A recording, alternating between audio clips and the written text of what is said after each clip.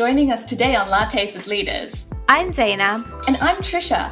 And we're excited for you to join us as we catch up over coffee with CEOs and executives from diverse backgrounds and industries. We seek to discover what is unique about each leader and educate you guys on new and interesting topics.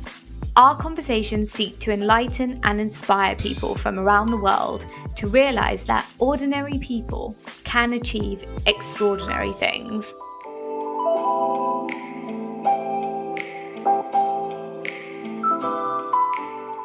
Don't invest in something you don't understand. Take the time to do the research. In this episode, we chat with Camilla Love, the Managing Director of eInvest, a company that creates easy, tradable, active ETF investment solutions. Camilla has over 20 years of experience in the finance industry and is passionate about helping Australians grow their wealth. She's also the founder of F3, where she inspires young women to build a career in finance.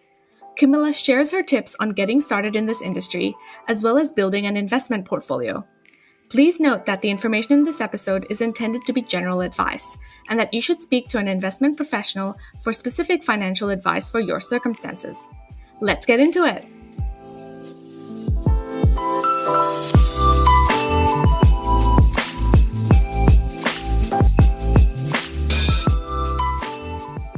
Hey Camilla, lovely to meet you. We're very excited to talk to you about your career in finance and sort of how you've grown to be the manager of a fund and how you focus so specifically on ETFs. And we want to learn a lot about this space with you. Let's just get started by learning a bit about your background and sort of how you came to be the managing director of eInvest, what your career journey has looked like so far, and also what are some of the personal influences that have allowed you to get to where you are? So you're right. So I am the Managing Director of eInvest, and we're an active ETF startup. I have been in the industry, specifically in funds management, for nearly 20 years. And over that period of time, I've done a lot of different things. I always knew that I wanted to be in funds management, and we can come back a little bit about, how that came about. But I also knew that I really, I'm a people person. Sure, I can do the analytics, and sure, I can sit in front of the, Excel spreadsheets and love to talk to companies and stuff like that. But I'm a real people person. I'm an influencer. I'm a connector. And so naturally, I tended towards the sales and marketing side. And so that's where I started my career, and I ran a marketing client service team for a bit, and then I did offshore business development, so sales to offshore clients. And so I sit in Sydney, Australia, and so a lot of my clients were in the Middle East, in London, in Dublin, in Canada, and New York. And I love travel. If anyone knows a little bit about me, I love to travel, and so it was a really, really good fit. So I grew that business probably to about $1.5 billion in offshore business offshore clients. And then I had a baby, Henry, my eldest, and my husband said to me, if you continue gallivanting across the world for 6 weeks at a time, you'll never see this small, beautiful child of yours. So I came back on shore in Australia and did the same role, but looking at all our pension and superannuation funds and selling our investment capabilities to them. And then one day, actually, a couple of years ago, my boss popped his head over the petition between us and said, what do you think of the ETF market, Camilla? And I said, had you had read my MBA thesis that I put dutifully on your desk 3 years ago, you would know. And he said, dust it off, write me a business plan. And that's what eInvest is today. So we currently have 5 funds listed on the ASX and SIBO here in Australia. And we run approximately $100 million in assets, which is pretty good given that, it's only a small business, and we've only just started. So we've got a lot more in the pipeline, a lot more opportunities to, knock on the door and kick over. So I'm super, super excited for that.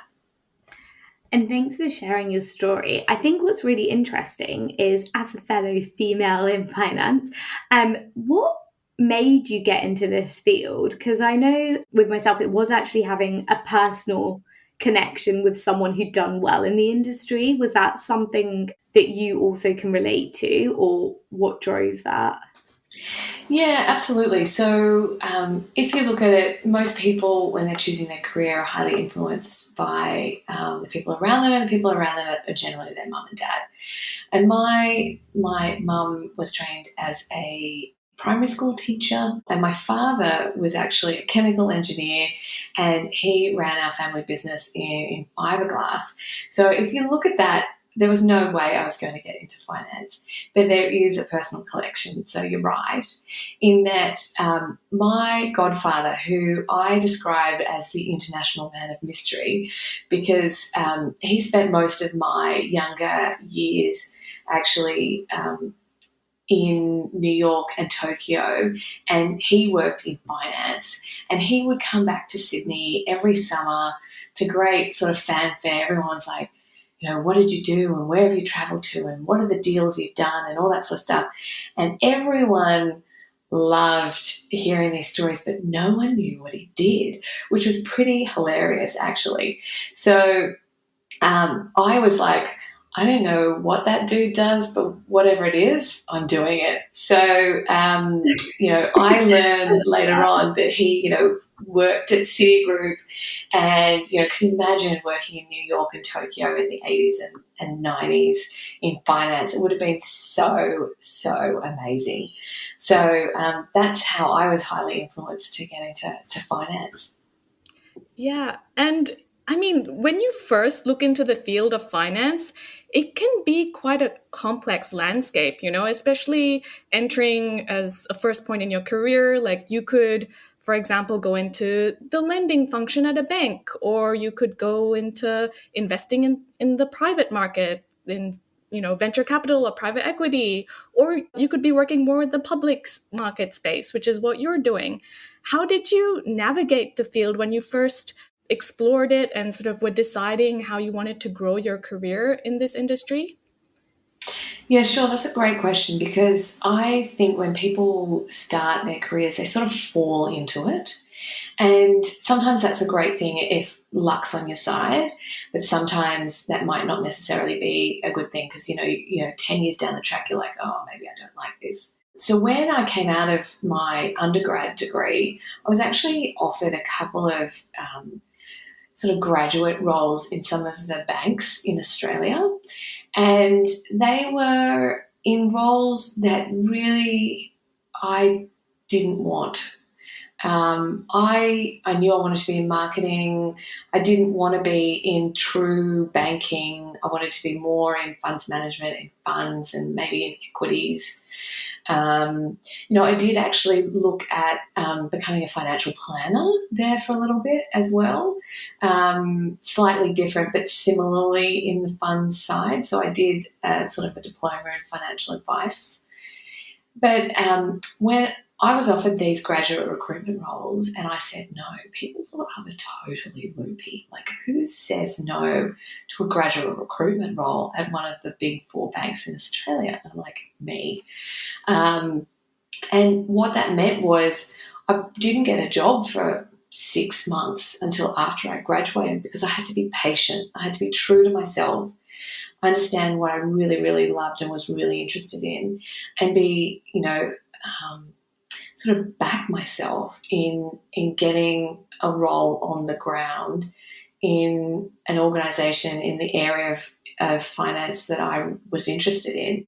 coming out of university, the tendency is to think, oh, I need to join like that big company and do that grad role and get the brand name on my CV. But you took a very different approach to your career, and that's kind of gotten you to where you are right now and really focusing on building and growing the business that you're in. And I think that's a really good point, like a really, really good point. And I say that a lot when I go out to universities and talk to people, because finance is enormous and most people think it's accounting and investment banking. And there are enormous brands associated with both those segments.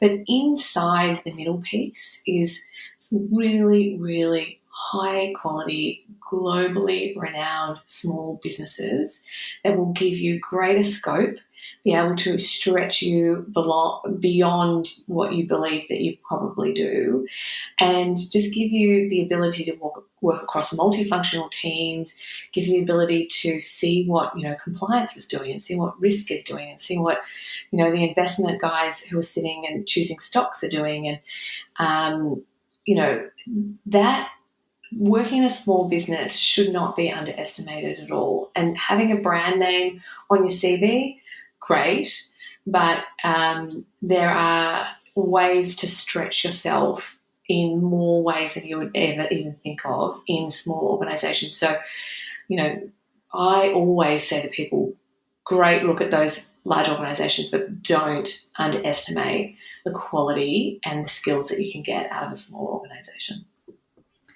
Yeah, I couldn't agree more. Trish and I both have been at startups, and I think it's a similar thing where the breadth of your role and what you have to take up is quite varied. And as we were talking about earlier, the actual roles within financial services are very broad. So even just looking at you and I, Camilla, we do completely different things. I manage tech in financial services, and you actually manage a portfolio of investments. So what I think would be actually quite interesting is to just break down a little bit, what are investments, what do they do, and what does a good portfolio look like? Yeah, it is. When you look at it, you're right, it can be quite daunting. But my first tip is, so there's two ways to grow your wealth. That is through getting income on your assets, or there is another way of growing your wealth, which is the capital generation side. So growing the corpus of your wealth to be, larger than it was on the first day that you invest. So ideally, you could put both those together, so you can get assets where you can get income and capital growth. But most people either choose capital growth or choose income. It depends on their age and risk profile. And some of the examples for some of the types of investments, maybe we could just talk to those. So for instance, if we're talking equity, would that be a stock, for instance? So if I was to buy shares tomorrow in Spotify. So Spotify, Tesla, CBA, Wells Fargo, they're all listed investments. Where you go onto a stock exchange through a broker, and you choose individual companies that you prefer to make an investment in. On the debt side, it's loaning to those companies. So those companies that do have equity might also have a book where they are looking for people to loan the money, so they will pay them back over a period of time. And it has different outputs in the capital structure. But when you look at investing, I guess the one thing that you should start with is your own personal circumstances. So setting your own personal goals and over what time frame are you looking to invest in. So if your personal goal, might have short personal goals, you might have medium-term personal goals, and you might have long-term personal goals, and you should work that out. You need to work that out for yourself. A lot of people seek financial advice. I personally write myself a sort of investment strategy document that says, okay, well, these are my goals, whether that be buying a car, saving for a house, paying for my school, my kids' fees, aiming for, a nice retirement. So understanding your own personal goals is really a key. And then inside that is, what is your risk appetite? So before investing, you need to think about, how much can I wear if markets fall or if my investment goes to zero? So investing always comes with risk, no matter what.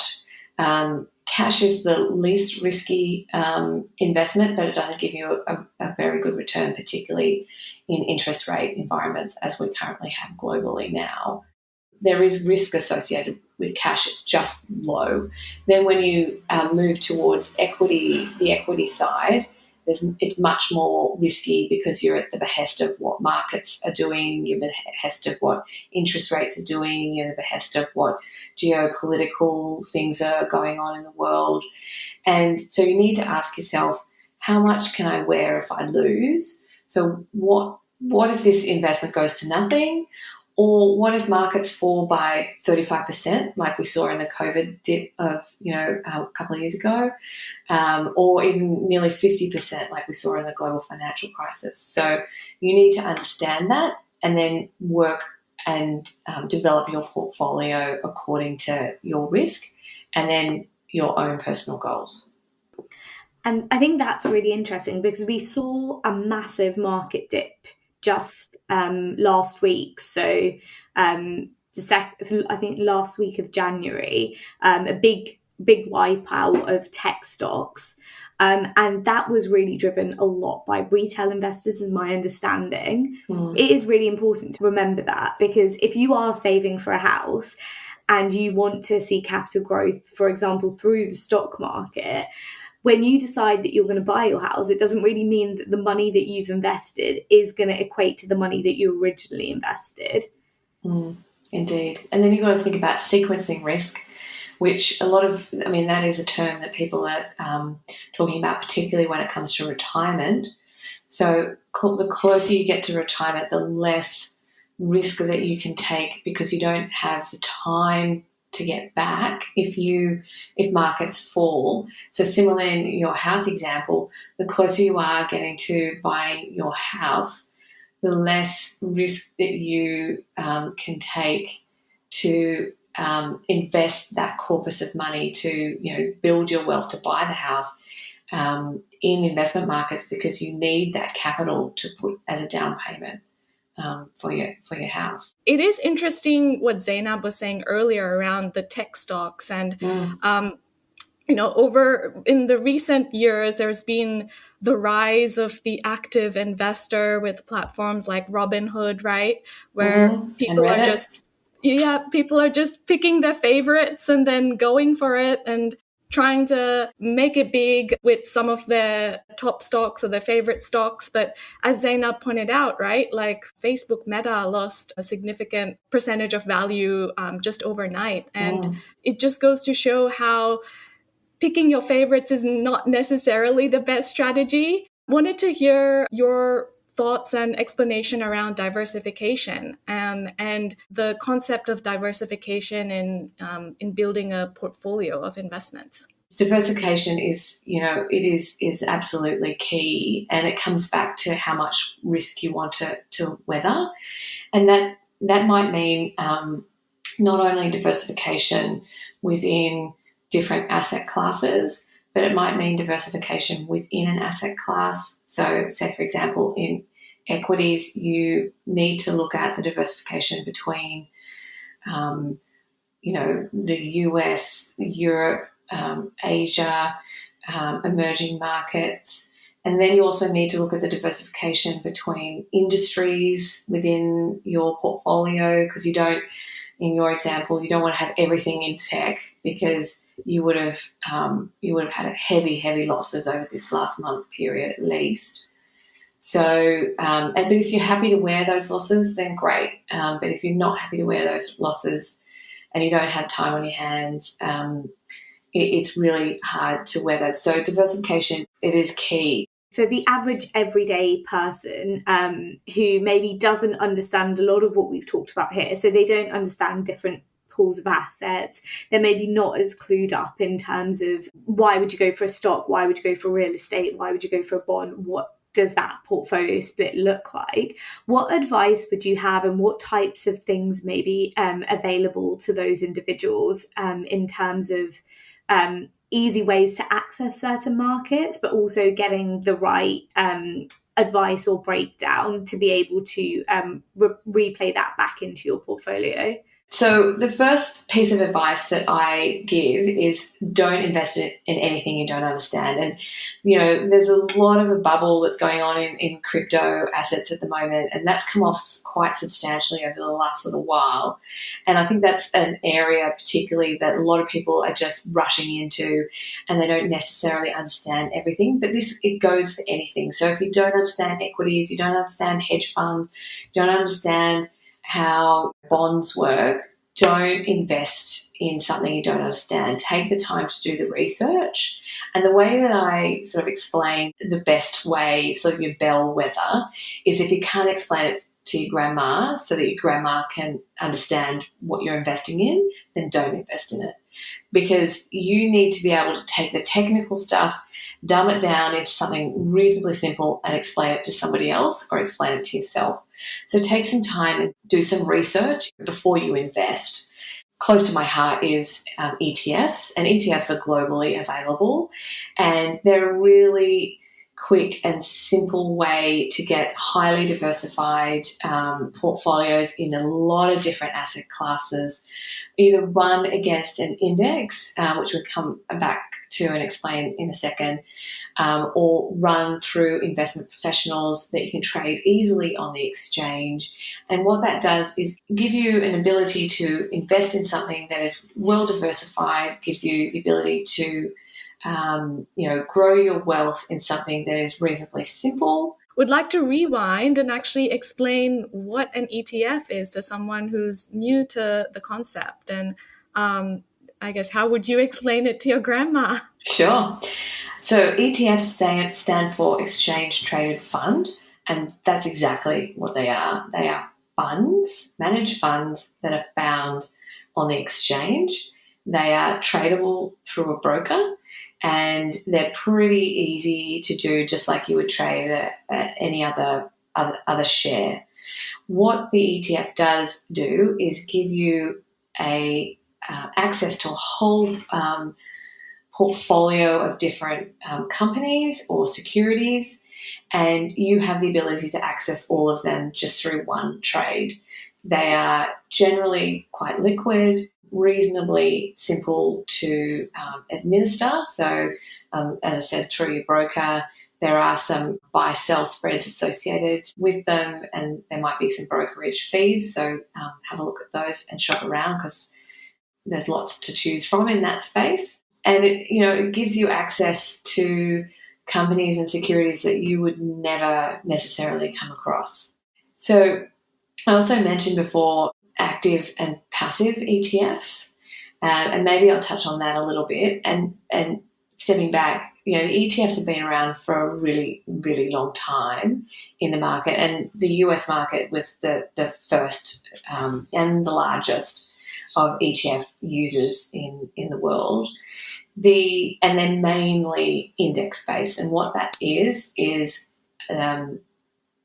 stocks, so a portfolio of companies that are run across an index that either is widely available, like I mentioned, the ASX 200 or the S&P 500, or an index that has been built specifically for the provider to follow.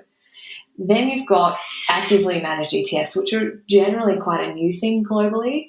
It's been around a little bit in Australia. There's a good component in Canada of actively managed ETFs. There's a growing component in the States for actively managed ETFs. And what that does are a portfolio of companies or securities that are either managed against an outcome, and that can be maybe a specific income target, for example, or they are managed to outperform an index. And they generally tap into the investment intellect of investment professionals. So firms like mine, so we specialize in actively managed ETFs, and firms like mine partner with teams of investment professionals who do it in, day out, and they choose the stocks that are in the portfolio. So instead of, say, for example, in an index portfolio of, say, the S&P 500, where you might get thousands of stocks, in an actively managed portfolio, you might get 20, you might get 60, you might get 300, and it is a choice of what is in there by the investment professionals, whether they like it, whether they don't like it. If they don't like it, it's generally not in there. If they do like a company or a security, it's in there. And what is it, at what weight in the portfolio? So if they really like a company, they might put a larger weight in the portfolio. If they don't like it as much, or the return profile they think isn't going to be as high as what they expect, it might be a lower weight. Those two areas that people definitely invest in. And my view is it's active and passive. They go together because there, as I mentioned before, there's different asset classes that are better with active management, and there are other asset classes that are better with passive or indexed management. And then you have areas such as smart beta or sector or segment specific ETFs, such as gold or healthcare or cybersecurity or crypto or currencies, or there's a myriad of them. They're generally indexed as well. They're specific to a segment, and that index is built by an index provider specifically for the issuer. And so something that I would also highlight is that not all indices are made the same. And I see this quite a lot in sustainable ETFs specifically, where what's on the box might not necessarily actually be in the index. So make sure you do your research. And I say that on everything, right? So even if you are going to invest in ETFs, really do some research into who's running that ETF, what does the index look like, what's the past performance look like, all that sort of stuff. It's really important to do that because, you can find specifically in ESG or sustainable or ethical ETFs where they're putting companies in there that you go, hang on, like really? And that might be a function of the fact that they have revenue thresholds, so that revenue threshold might be 50%. So if a company has 50% of its revenue coming from things that aren't in gambling, but they have 45% in gambling, it still might make it into the index. So things like that, you really do need to work out what are your values and what sits best with you, and really do look under the hood in the ETF segment. Thanks for that advice, Camilla. I think this is also becoming more and more apparent now that ETFs have got some hype behind them. So that I think it is worth anyone who is looking into that area to actually deep dive, because even I've invested in ETFs and I think I've made a mistake in some instances, because when you start to dig deeper, you find that they're maybe not as diversified as you think they might be. And as you said, some of the investments that they're putting in there may not be the type of investments that you originally assume. We are coming to the end of our time together, but I just wanted to ask you one more question. If a female is looking to move into finance, maybe early in their career, maybe mid-career, and they're looking to come into the industry, what advice would you have for them? I've got lots of advice, as you both probably well know. But I think if you are a female wanting to come into the finance industry, one of the things I would probably say is reach out to someone who works in finance. And most people go, oh, I don't know anyone who works in finance. But actually that might be, your aunt who is an accountant, or your neighbour who works at a bank, and really ask them about their journey into finance, what finance means to them, what other bits and pieces you should look at, and do some research into different segments. I run the F3, Future Females in Finance, and I also have a podcast where I interview some of my good friends about their journey into finance. It's called Shares Not Shoes, and you can go there and have a bit of a look at what other people's journeys are. And you can come from anywhere to be in finance. I know an optometrist, I know a baker, I know an engineer, I know a nutritionist, and they all have found their way into finance. And it is a really broad church, and it's a really welcoming industry. And, it's really fun, and you're around really highly intelligent people who are really passionate about what they do. And there is really great purpose to our industry, creating wealth for others that they can enjoy and have great retirements on, or, go on great holidays with, or whatever it is, that purpose and is really, really found in our industry. One last question. What are 3 things young people can do today to build wealth for the future? Yeah, I get this question a lot, and my first piece of advice is just start, right? It might seem really daunting at the beginning, and lots of people think investing in finance is only for rich people, and it's flatly not. Be really open about learning about risk and return, understand how to gather information, and just take that first step. Whether you've got $50 or $50,000, it does not matter. And I think that's the most important piece. Like, when you're young, you just got to start, because, the whole idea of building your wealth is that it happens over time. Yeah, and don't wait till your 20s to start. If you can start when you're younger than that, great. But even if you're in your 20s and you haven't made your first investment, does not flatly matter. You've still got time on your hands. So, take that first step. Thank you so much for joining us today, Camilla. We really have learned a lot, and I love talking about money. So this is probably one of my favourite. Me too. I feel like we could have a long chat ourselves.